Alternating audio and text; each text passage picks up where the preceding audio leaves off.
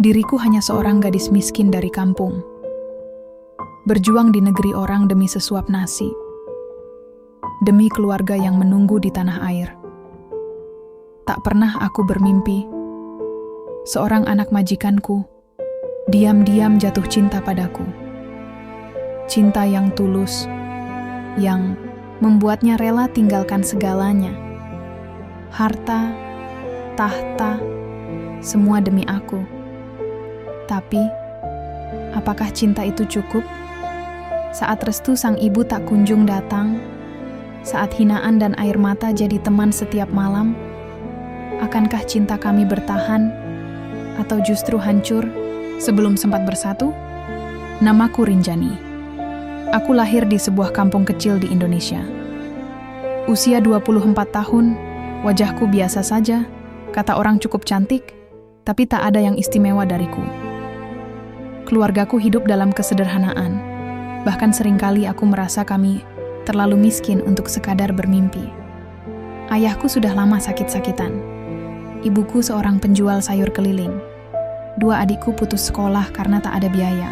Setiap hari aku hanya melihat penderitaan, melihat bagaimana ibuku memaksakan diri bekerja, dan bagaimana ayahku menahan rasa sakit tanpa obat.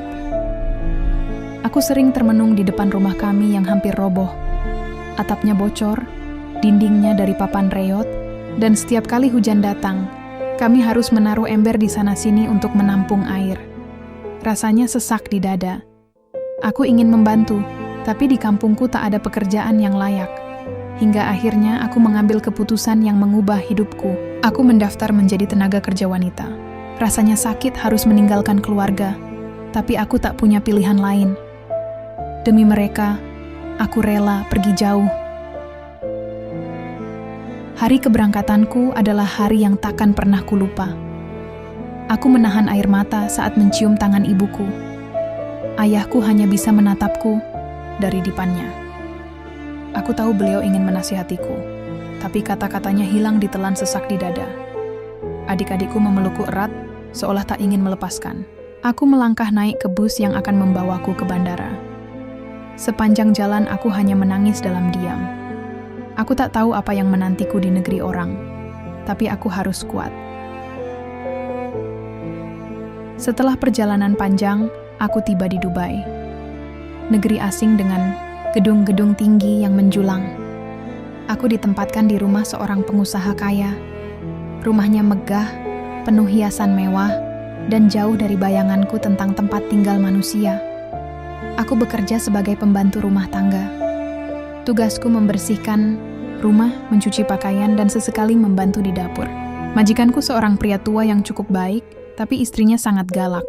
Setiap hari aku harus menahan marah dan sedih karena sering dimarahi tanpa alasan. Salah sedikit, teriakan sudah menderu di telingaku. Aku berusaha sekuat tenaga untuk bertahan. Setiap malam aku menangis diam-diam di kamar kecil tempat aku tidur.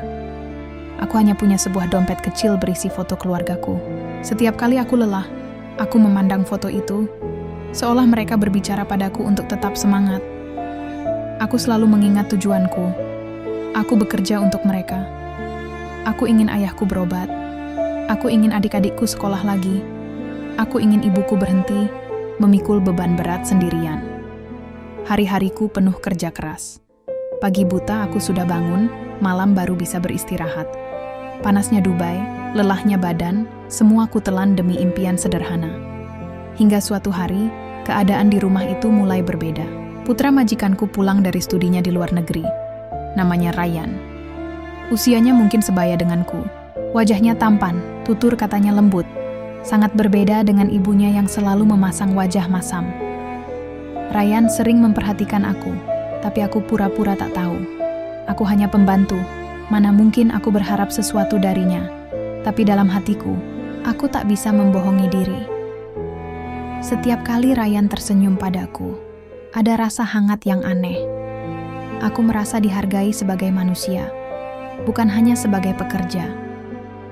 Meski begitu, aku tetap menahan diri. Aku tak ingin ada masalah. Aku hanya ingin bekerja, menabung, lalu pulang untuk keluargaku. Waktu berjalan, dan aku mulai merasa lebih nyaman di rumah itu. Bukan karena majikanku berubah, tapi karena setiap kali aku melihat Ryan, aku merasa ada teman di tempat asing ini. Meski hanya sekadar menegur atau menyapa, itu sudah cukup menguatkanku.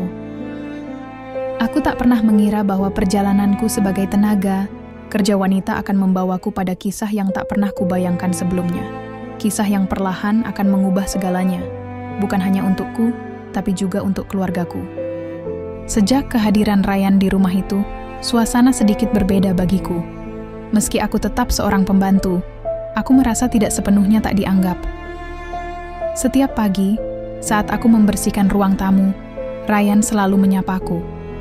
Ucapannya sederhana, hanya menanyakan kabarku atau sekadar berkata selamat pagi.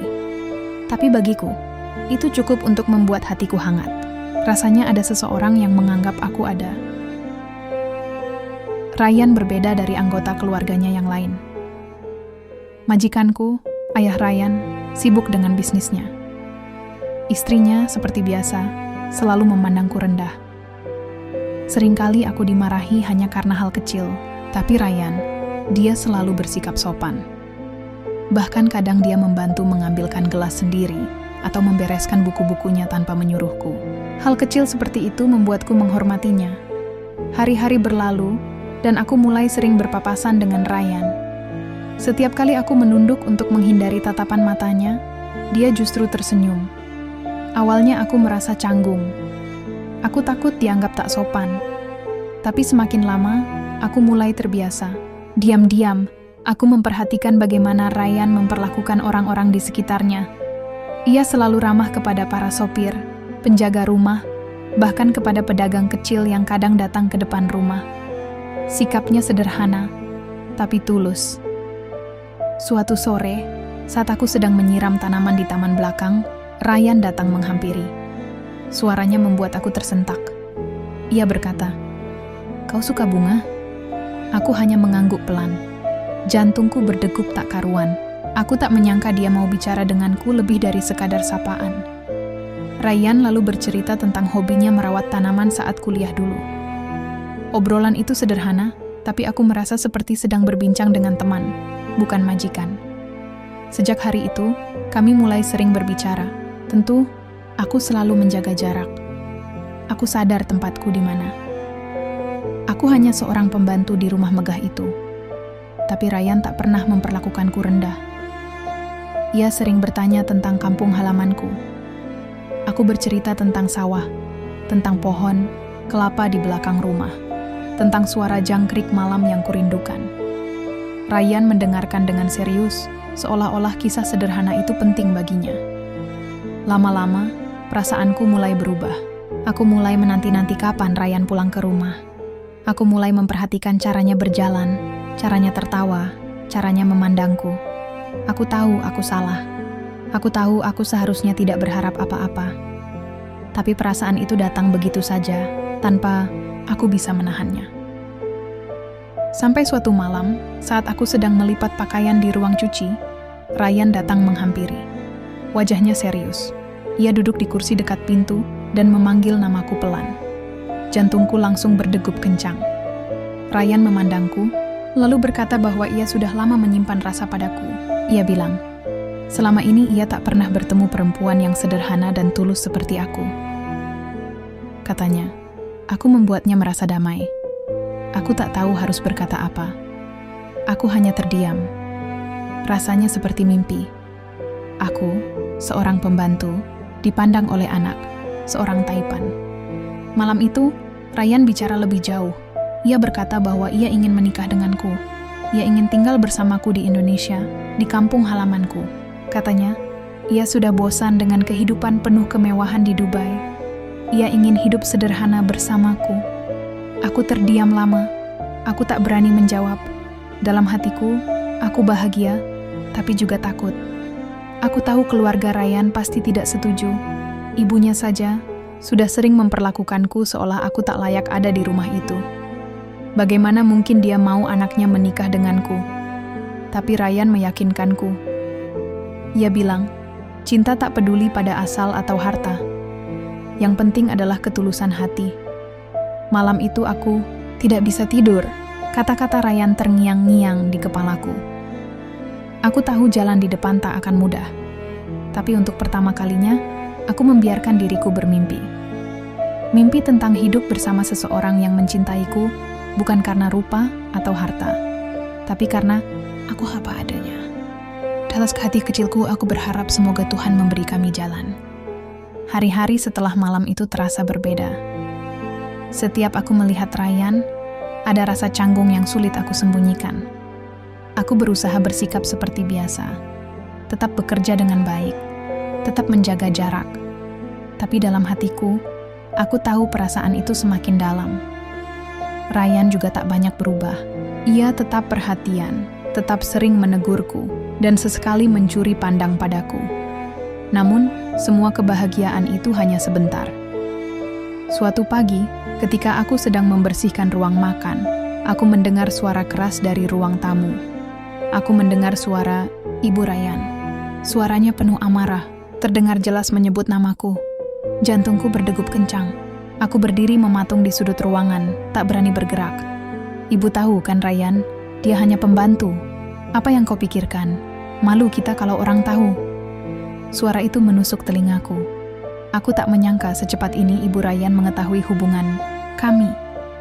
Air mataku hampir jatuh. Aku tahu ini akan terjadi, tapi tetap saja hatiku sakit mendengarnya. Ryan mencoba menjelaskan. Suaranya tenang, tapi aku tahu dia sedang berusaha menahan emosi. Ibu, aku serius. Aku mencintainya. Dia perempuan, baik. Aku ingin menikahinya. Bukan harta yang aku cari, bukan status. Aku ingin hidup dengan orang yang tulus. Tapi Ibu Ryan tak mau mendengar. Berkali-kali ia menyebut aku tak pantas. Aku hanya wanita kampung yang tak selevel dengan keluarga mereka. Kata-katanya tajam, membuat aku ingin lari sejauh mungkin. Aku hanya bisa bersembunyi di balik pintu, menggenggam erat ujung kain bajuku, berusaha menahan tangis. Aku tak mau menangis di depan mereka. Aku tak mau mereka melihat aku lemah. Hari-hari setelah itu semakin berat. Ibu Ryan tak lagi sekadar memandangku sinis. Ia mulai mencari-cari kesalahanku. Hal kecil pun bisa menjadi alasan untuk memarahiku. Aku hanya bisa menunduk, menerima semua perlakuannya. Ryan terus berusaha melindungiku, tapi aku tahu posisinya sulit. Ia terjepit antara cintanya padaku dan baktinya pada ibunya. Suatu malam, Ryan menemuiku di taman belakang. Wajahnya lelah, tapi matanya tetap memancarkan keyakinan. Jangan menyerah, Rinjani. Aku akan bicara pada ayah. Aku yakin ayah bisa menenangkan ibu, katanya pelan. Aku hanya mengangguk. Aku tak tahu harus berkata apa. Dalam hatiku, aku ingin menyerah. Aku tak ingin jadi penyebab pertengkaran dalam keluarganya. Tapi aku juga tak sanggup menghapus perasaan ini begitu saja. Benar saja, beberapa hari kemudian ayah Ryan mulai turun tangan. Aku mendengar percakapan mereka malam itu. Suaranya jauh lebih tenang dibanding istrinya. Jangan kau nilai dia hanya dari asalnya. Kau lihat sendiri kan, dia gadis baik, sopan, dan bekerja tanpa pernah mengeluh. Apa salahnya kalau anak kita mencintai orang seperti dia? Ibu Ryan tak langsung menjawab. Aku tahu hatinya masih menolak. Tapi aku juga tahu, kata-kata suaminya mulai membuka celah kecil di hatinya. Setidaknya kini ada yang membelaku, ada yang memandangku sebagai manusia, bukan sekadar pembantu. Malam itu aku tak bisa tidur. Aku memikirkan segalanya. Aku tahu aku dan Ryan harus kuat. Aku tahu jalan ini tak mudah. Tapi aku juga tahu cinta yang kami miliki tulus. Bukan karena nafsu atau ingin memanfaatkan satu sama lain. Aku hanya ingin hidup sederhana bersama orang yang aku cintai. Aku hanya ingin membahagiakan keluarga yang menungguku di tanah air. Setiap hari aku berdoa dalam diam. Memohon agar hati Ibu Ryan dilunakkan. Memohon agar Tuhan memberi jalan bagi kami. Aku percaya, kalau cinta kami benar, tak ada yang bisa memisahkan. Meski malam-malam terasa panjang dan penuh air mata, aku tetap yakin. Aku yakin, setiap kesabaran akan ada akhirnya. Beberapa minggu setelah ayah Ryan turun tangan, suasana di rumah terasa semakin tegang. Ibu Ryan semakin sering melontarkan sindiran. Setiap aku menghidangkan makanan, setiap aku membersihkan meja, selalu saja ada kata-kata pedas yang menusuk hati. Aku hanya bisa menunduk, pura-pura tidak mendengar. Padahal di dalam dada, rasanya sakit sekali. Tapi aku tak ingin memperkeruh keadaan. Aku hanya berharap waktu akan melembutkan hatinya. Ryan tetap setia mendampingiku. Diam-diam ia menguatkanku. Sabar, Rinjani. Ibu hanya butuh waktu. Aku sudah bicara dengan ayah. Kami akan terus yakinkan beliau sampai ibu mau menerima. Kata-katanya selalu membuat aku kuat lagi. Aku tahu Ryan benar-benar serius. Dia bukan hanya bicara manis. Dia benar-benar berjuang untuk kami. Itulah yang membuat aku tetap bertahan. Suatu malam, saat keluarga itu sedang makan malam, aku mendengar percakapan yang membuat jantungku hampir berhenti. Ibu Ryan bicara dengan suara tinggi. Kalau kau tetap keras kepala, Ryan, lebih baik kau pergi dari rumah ini. Jangan lagi kau panggil aku ibu kalau kau berani nikahi gadis itu. Suaranya penuh amarah. Aku mendengar Ryan menjawab dengan suara bergetar menahan emosi. Kalau itu yang ibu mau, aku rela. Tapi aku tidak akan meninggalkan Rinjani. Aku lebih memilih hidup sederhana bersamanya daripada hidup mewah tapi tanpa cinta. Mendengar itu, kakiku lemas. Aku bersandar di dinding dapur, berusaha menenangkan diri. Aku tak pernah ingin Ryan harus memilih antara aku dan keluarganya. Aku ingin dia tetap bersama orang tuanya. Aku tak ingin jadi penyebab perpecahan. Malam itu aku menangis sejadi-jadinya. Bukan karena takut kehilangan Ryan, tapi karena aku merasa bersalah. Aku merasa aku telah menghancurkan hubungannya dengan ibunya. Keesokan harinya, aku memutuskan bicara dengan Ryan. Aku memintanya untuk membatalkan niatnya. Aku mohon Ryan, jangan lawan ibumu hanya demi aku. Aku tak sanggup melihat kau kehilangan keluargamu. Kataku dengan suara pelan. Tapi Ryan hanya menggeleng. Jangan berkata begitu. Aku sudah dewasa, Rinjani. Aku tahu apa yang aku mau. Aku ingin hidup bersamamu. Percayalah, ayah akan bisa melunakkan hati ibu. Kita hanya perlu bersabar. Dan benar saja, ayah Ryan kembali turun tangan. Kali ini ia bicara panjang lebar pada istrinya.